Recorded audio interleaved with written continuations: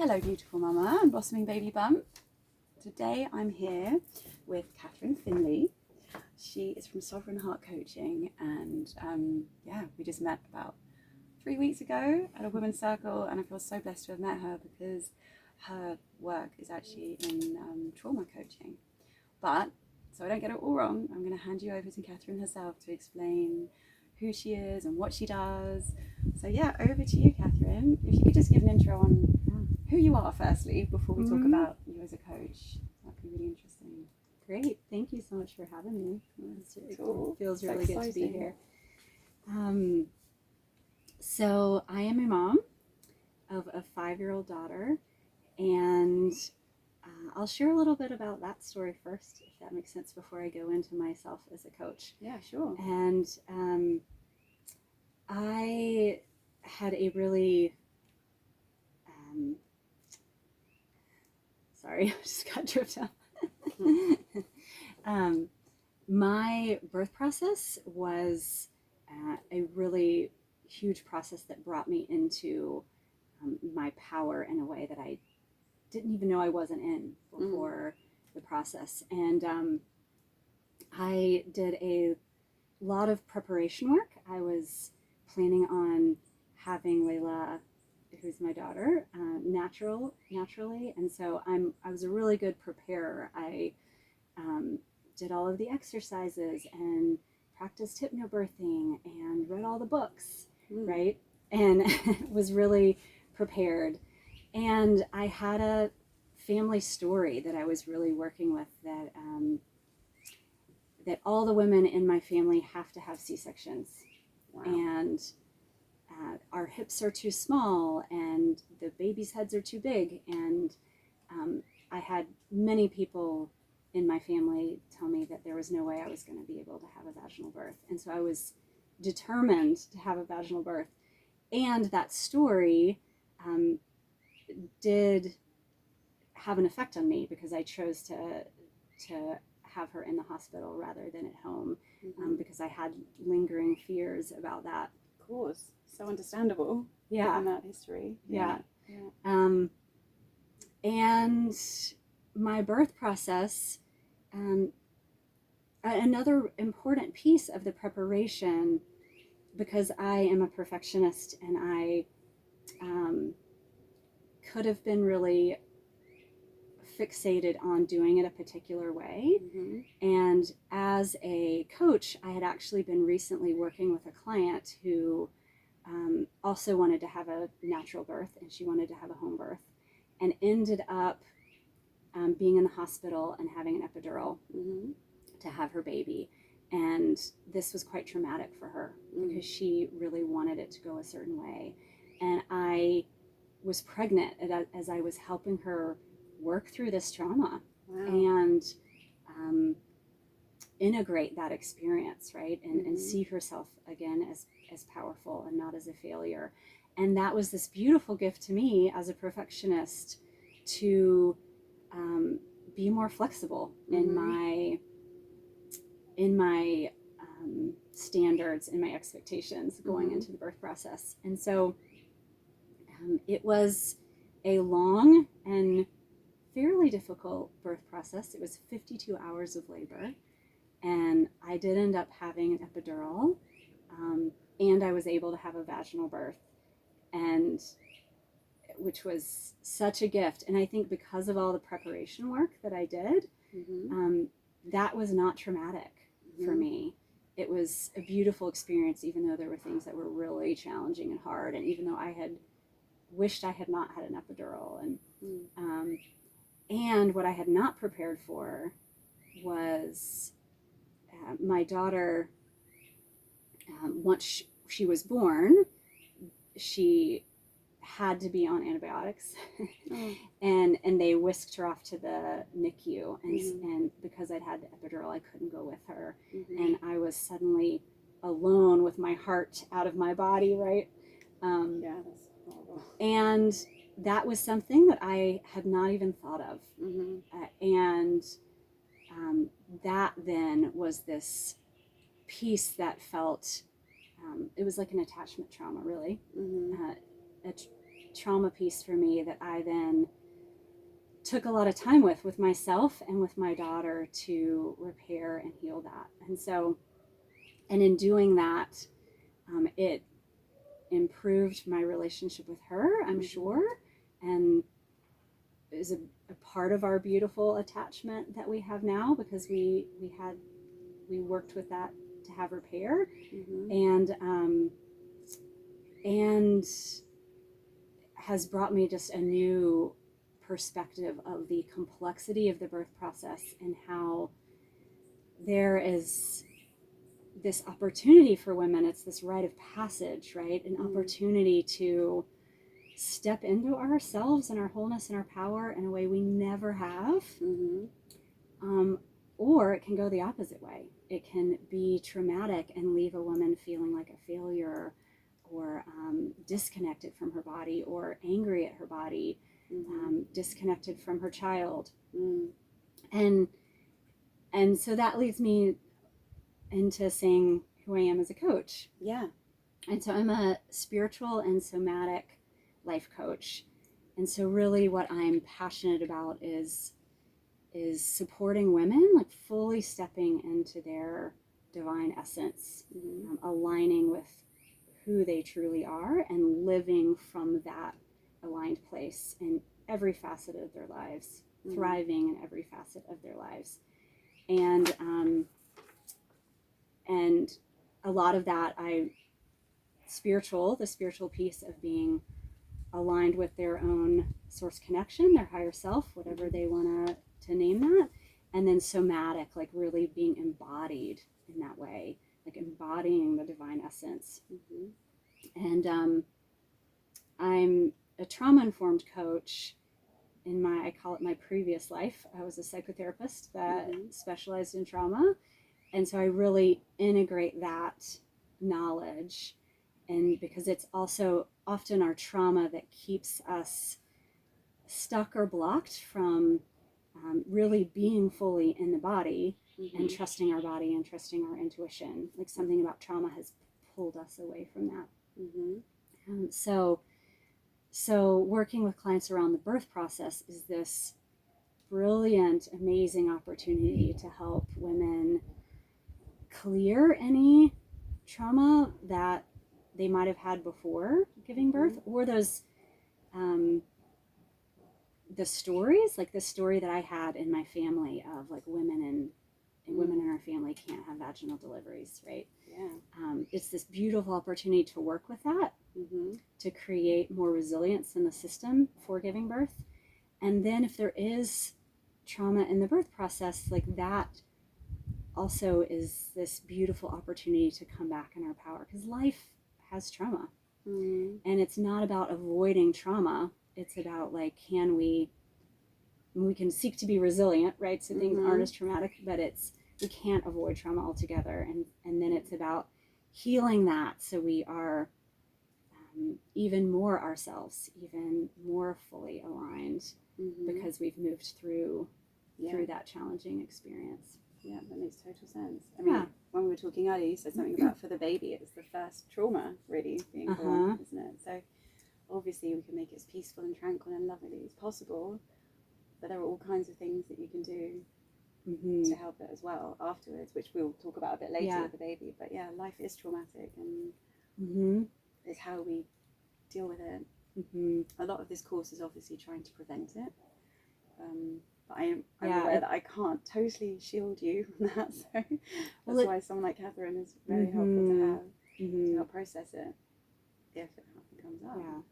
And what I know about your course is what I would be working with my clients on in that preparation process is so much of what you offer, right? Like being knowledgeable, having the knowledge and awareness so that your intuition has something to learn to trust, right? Anchor to, and you learn to trust that more. And we've really, in general, in the Western world, women have been enculturated to give away their power to men, to doctors, to people with more education or that specialize, whatever it is. And so it really feels like your course is this medicine for that, and that it reminds the mom, the woman, that actually all she needs is in here, right? Which is the trauma healing process as well. Yeah, totally. So, yeah, like what kind, I mean, I talk a little bit on the course about the kind of traumas we may have had before going into the birth space. It could either be a previous birth, or it could be sexual abuse of some sort, or it could even be anything really dealing with the yoni space, like relationship issues with your family, money problems, medical things from the past that weren't necessarily to do with pregnancy or birth, but absolutely other areas where you were violated. So yeah, can you talk a little bit around why people may feel traumatized? Absolutely. And it's our bodies are so wise and can tell us in the present moment, right, if there's something coming up around the birth process. So even just someone who's pregnant or who's thinking about giving birth, if she were to sit and be present with the body and think about that process, things are going to come up right then in that moment, right? She's going to feel excited and expansive, or she's going to feel her body start to restrict and recoil, or she's going to notice that tape loop that, for example, like I had, of like women can't have vaginal births, like it's going to come up in the present moment. Yeah. When you think about the birth process. And so I encourage women to do that as they're listening to your course, like as they're thinking about a home birth or whatever kind of birth that they're wanting to have, what comes up in their bodies? Do they notice tightness? Do they notice restriction? Do they notice happiness and joy? What comes up? And that is then the inroad to find out if there's any important work to do to support the body in moving through something or healing something before the process. And certainly if there was a traumatic birth process where you felt your power taken away by a doctor, or there was really intense pain that you really resisted and didn't feel surrendered to, or if maybe there can be trauma in the past, childhood trauma that someone doesn't even remember, and then in the birth process that suddenly gets triggered, right? If there's like sexual abuse in someone's history, and the body knows. So even someone who doesn't have a memory could have imagining giving birth, their body's going to respond in some way, and that then can be worked with. And so if you know you have a trauma, or you just notice that your body's feeling a little tight or scared or resistant, that's a good sign that there's some beautiful healing work to do in preparation. Because as you're saying, it's like you need to release it, and the body kind of stores it on a cellular level, doesn't it? All this kind of tension and anxiety and trauma. And you were talking to me about the fight and flight and fawn release. I don't know if we're doing it in the right order now, because we had an order to follow, but it just feels like it would be a good time to speak about that. Right. So, we have our sympathetic nervous system, which brings us the fight, flight, freeze, fawn. That fawn is kind of a new one that's been added. Response. And this is our automatic system that is, thank God we have it, right? Like this system keeps us alive. And it allows our body to do something, fight, flee, freeze, to keep ourselves safe without having to think about it. It's in the limbic part of the brain and the brain stem. It doesn't involve the neocortex where we're, logically thinking about something, right? And in modern society, what often happens is we have these responses like a flee response. Something feels really unsafe and we want to get away, and it's not socially appropriate to get away, or we're afraid we'll lose the relationship if we run away. You know, these reasons that we stifle that response, and then that response gets stuck in our bodies. And so trauma healing, especially in a, you know, there's so much more coming out. Like Peter Levine, for instance, with somatic experiencing, sensory motor psychotherapy, that we really have to move the energy through the body to really heal. And that's what it's talking about, is we need to access that energy that got stuck and allow it to move through, which is what animals do all the time, right? Like deer get chased by something and they're in a flight response, and then they release it when things are safe again and they don't develop PTSD or trauma symptoms. And we also absolutely have this ability, but our modern society has taught us we're not supposed to scream or run or polite. Right. And so there's I'll speak about fawning. I think fight and flight are more commonly recognized, but fawning is the response that a lot of women are enculturated into, of there's the impulse to do something else, but the system says what is going to keep you safe and keep you connected is to, it's similar to a freeze, but it's to not run, not fight, but to be polite and to appease and submit in a way, and that will keep me safest in the situation. So it can often be a very automatic response, and that can come up a lot in the birthing process, right? Especially if you're in a hospital and you might be feeling a little worried about what's going on, and then you're having people of authority tell you what to do, and there might be an instinct that says, no, I don't want to do that, or I don't need to do that, or I want to do this. And like just a simple thing like a vaginal exam. Sure. You'd be like, the OBGYN comes with 10 students and they all want to have a look at that and your hemorrhoid or whatever. Right. And you're like, no, I'd really rather not, but because you want to keep them on side, because you might need their help, you go, okay. Right. Right? Right, exactly. And later you might be traumatized because you feel like you let yourself down. Exactly. Why did you allow that to happen? Type thing.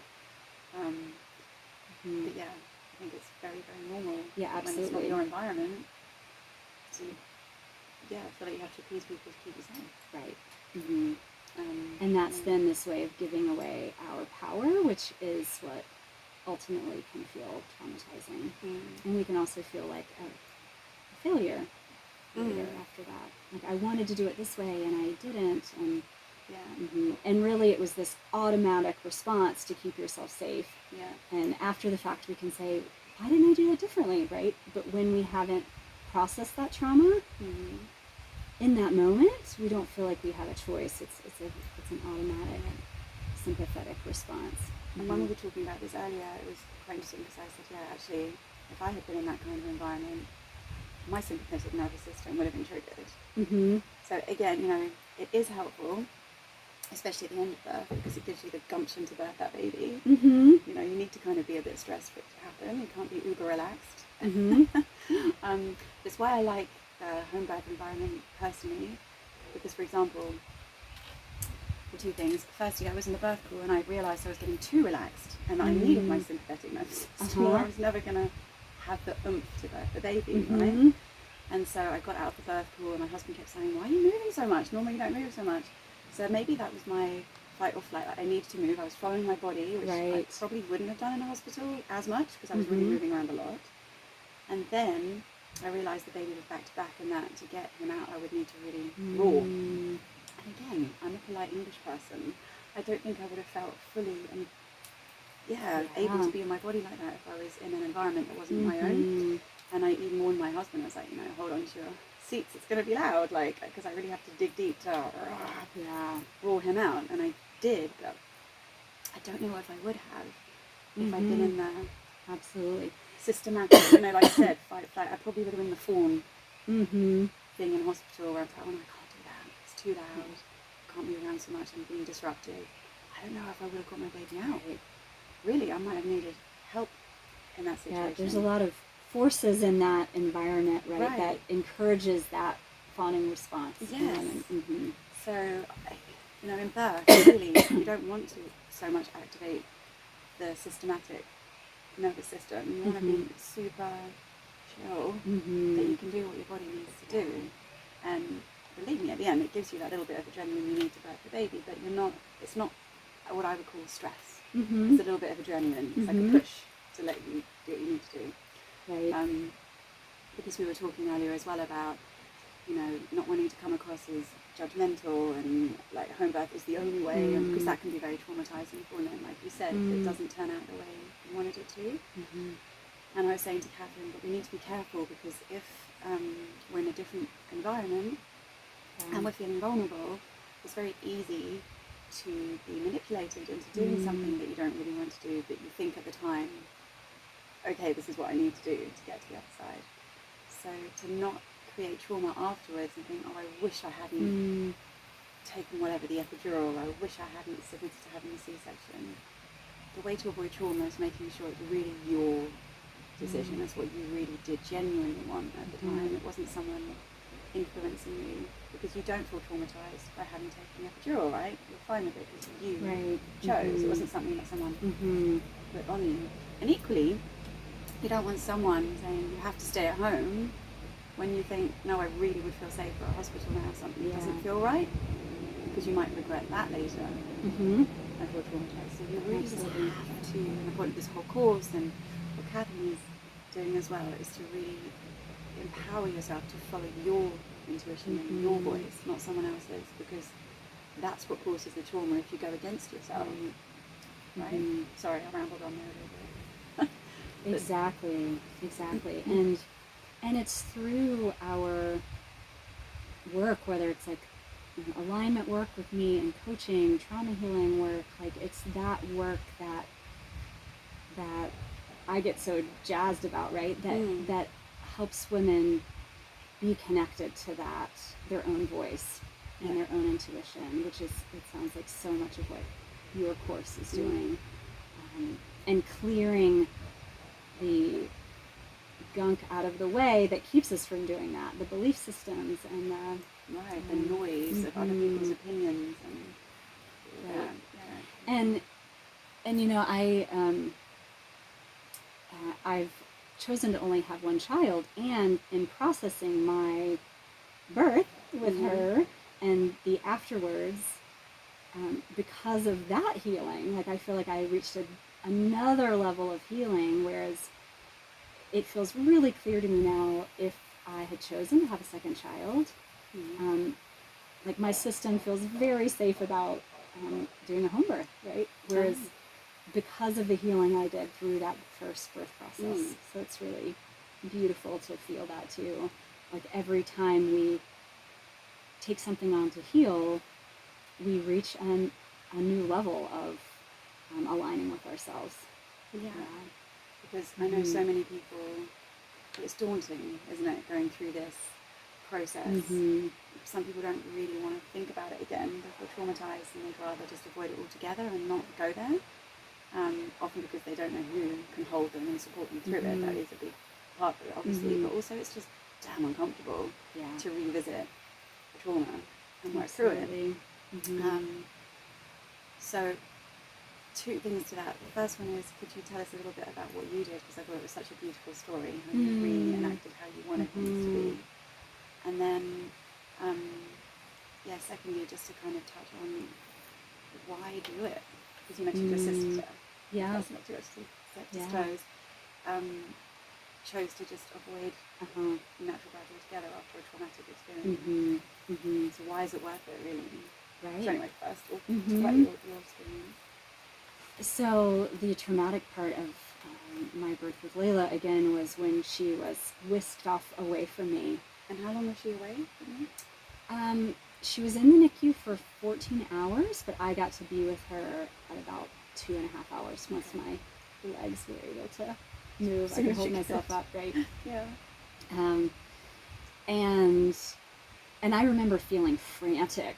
You know, my husband was exhausted. I'd had this 52-hour labor, and so he was gathering some things slowly to take down to the NICU to be with her. And I'm like, you need to go be with her now. You know, I was so frantic. And so in my birth process at the hospital, I did a lot with just really beautiful, spiritual, soothing music. We weren't allowed to have real candles, but I had like these fake candles, and I had like a little altar set up, and so I reenacted, like in my bathroom in my tub with Layla. I brought in the candles, and I brought in the altar, and I brought in the same music, and really just created a little ritual for us where I reenacted her coming out, and me, you know, coming onto my chest, and me being able to just hold her and be with her. And I like talked her through it, and just energetically envisioned it and felt it as much as I could, so that she then could feel that redoing of that process. It's so beautiful. Yeah, so it was gorgeous. It was really beautiful. It's lovely. Yeah. Makes me well out of obviously. Need to come and see you. And I wanted to speak to something you talked about a minute ago. I really like this term, post-traumatic growth. You know, we hear post-traumatic stress disorder, but there's post-traumatic growth and a trainer of mine, David Berselli, I can talk about his teaching in a minute, but he believes that that's how we evolve as humans, because we can't avoid trauma, but healing through the trauma is how we grow and how we evolve. And certainly, you know, healing through this trauma helped me be, I believe, a stronger mother. And it also, I had to practice a lot of grace for myself in the healing process, of like loving myself even though things didn't go exactly as I had hoped. And that actually has been this beautiful part of, I think, me being a better mother than I maybe would have been. That honoring and love of myself that I'm then showing to my daughter as she grows up and feels that. So there's this, for the mother, this post-traumatic growth that's so beautiful, and then also for the baby that you know, birth is, we could say, is always the first trauma, coming from this beautiful womb space, right? And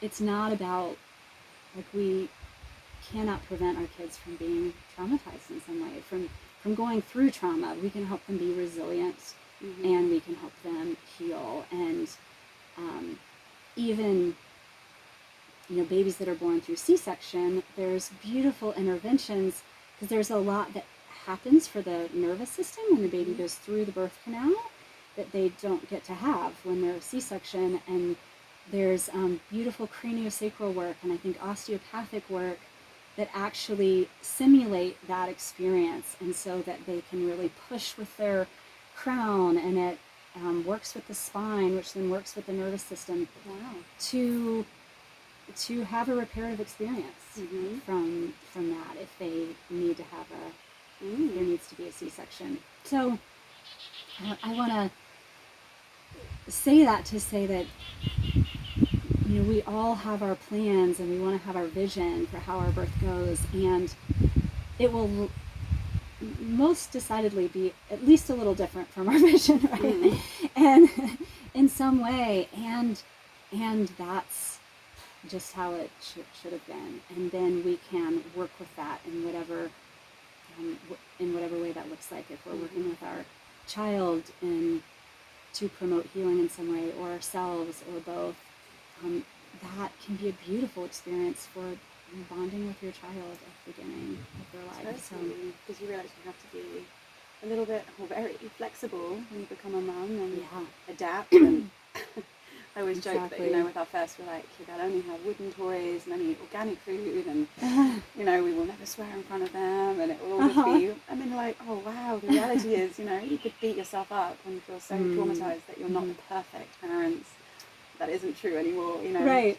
And now it's just like comical with the sick that you're like, you know. And what I really learned in my process is it's a healthy nervous system, like you not beating yourself up and having grace for yourself for having plastic toys, and like that energy that you're exuding and the care for yourself and not beating yourself up, that actually, like, that's so important for your child, right? Because otherwise they have a perfectionism standard that they have to meet, and it must make them feel constantly nervous or observed or not good enough. And so yeah, I think having grace for yourself, that it won't always go exactly how you envisaged, but that you were adaptable. You were still in control in the uncontrollable. Yes. If that, you know, does that make sense? That, you still are the one calling the shots in a certain situation. And I'm glad you said it that way, because when I work with my clients and we talk about aligning, right? It's aligning to your source connection and your embodied knowing in present time, which is completely flexible and adaptable, right? Which is very different than I'm aligned with the idea of this kind of birth and I want it to go that way, right? It's more about I'm aligned with myself in the present moment, and I trust myself to, know how to change course if that's what's needed. And it feels like that's what your course is teaching. It's not about it needs to be this way, but it's about how to listen and hear. And I think a lot about nature, and nature is aligned with its pure essence, and it's taking in, right? It's present. I think of a tree. It's present with the reality, and it can't control what's happening out here in reality. And according to what's happening out here, it's making present moment decisions of how to adapt to its environment in the highest way. And that's what I get so jazzed about to help women do in all ways in their life, and certainly in the birth process, so they can really trust their moment-to-moment decisions and their adaptability, and that they're gonna know. Yeah, and they actually say that it's not survival of the fittest, it's survival of the most adaptable. That's what they say. And my whole course is basically saying, I'm not the guru, you are the guru, and I want you to be the one navigating your ship to shore. You know, literally, be it a thunderstorm comes and this wave comes, you sail the ship. Don't let anyone else sail the ship.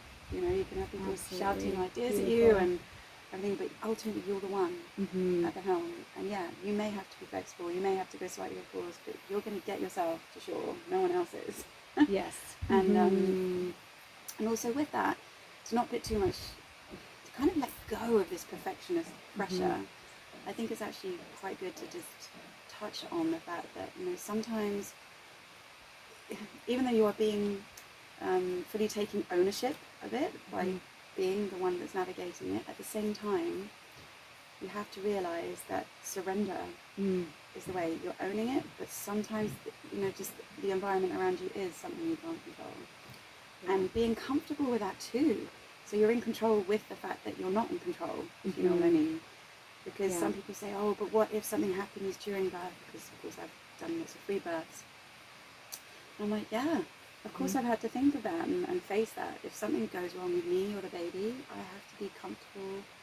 Not that I would be comfortable with anything obviously happening to either of us that was bad, but I'm not going in naively, and I'm not going in saying it has to be this way. I know that there's an element of risk. Like I know there's an element of risk every time I get in my car, or every time I go down the staircase. I could trip and fall.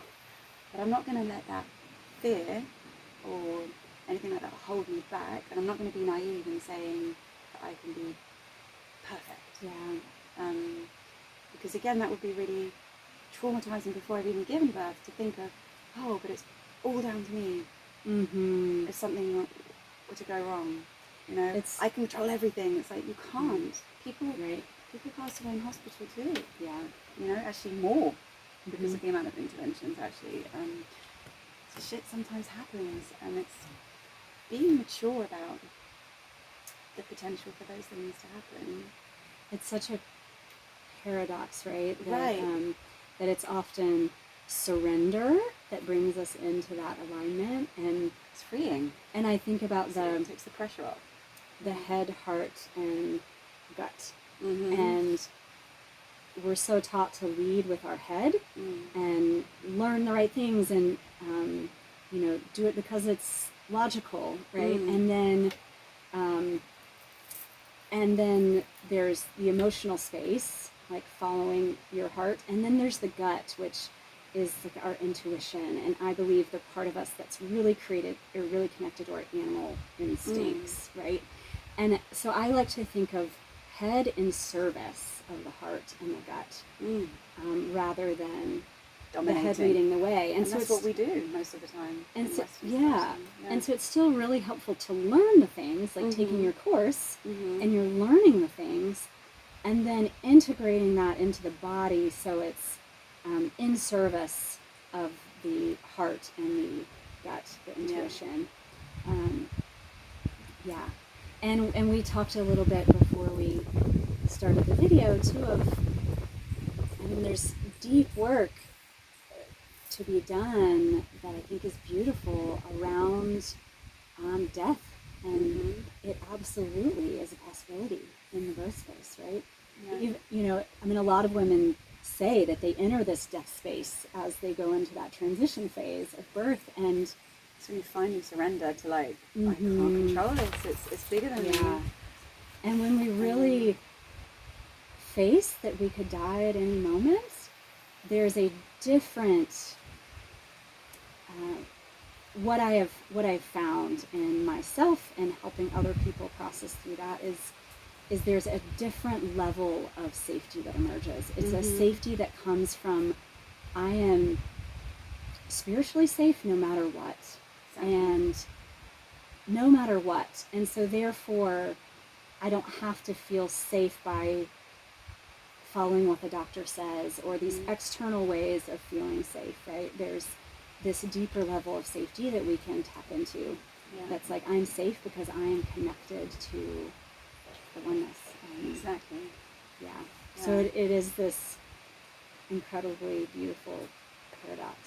It is. It was amazing when I do the surrender thing, and I'm like, I don't even care. I live or die anymore. Then the freedom that comes with that, and the mind is completely gone then. That control element.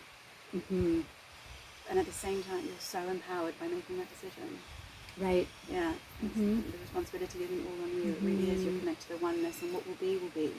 You know. And honestly, ladies, 98% of the time, the body and everything works perfectly well.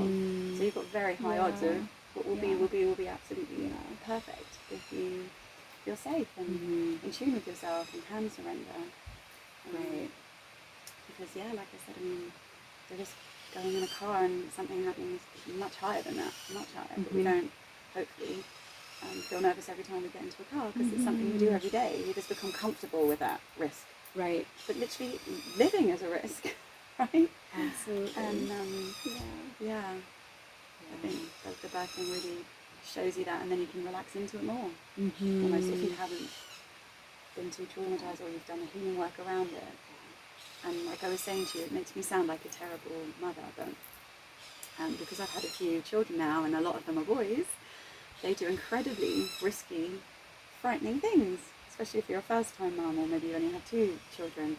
And I've had so many near heart attacks on the way, watching them, you know, climb something they shouldn't be climbing, jump off, destroy, run near road, and you're like, oh, I had so many responses like that. But now, when they're doing things that are dangerous, I'm almost like, there is no response, because I just have to relax into it, or I would be a crazy woman by now. I would be crazy, like I can't survive on that level of adrenaline. So it's only when it's something that's really high risk that I will say, do you know what, let's maybe not do that. or really get anxious and pull them back, like if they're about to run onto a road or put their hand in the fire or using a knife or whatever, obviously then I step in. But you just can't live in that level of fear and trauma all the time. And it sounds like you've chosen to face that, right? Like face the fear and move through it, and because you have come out on the other side with this different level of trust. Rather, if when we don't face those things, ruined my life. Then I was trying to control anxiety everything. Disorders and I've got lots of anxiety disorders after having my first, where I literally didn't want to come down the stairs because I'd drop him, I'd bring my tea around because I'd scold him, we'd go in the car because we'd have an accident. It was crazy. And I do see it sometimes in first-time mums, or I'm like, oh, I had that. Yeah. And I think it's a lot of post-traumatic anxiety rather than post-traumatic depression, which again is something I do want to touch on with you. I'd really like to welcome you back to talk about that, because I think it's a huge area that is really not spoken about much. And I will be doing a follow-up course to this one on postpartum, purely because a few of my clients have actually asked me to do it, and then I was like, oh, there is a need, because I've kind of forgotten all of that from my first 12 years ago. Thankfully, I don't experience it as much now because I've learned to trust the process and surrender.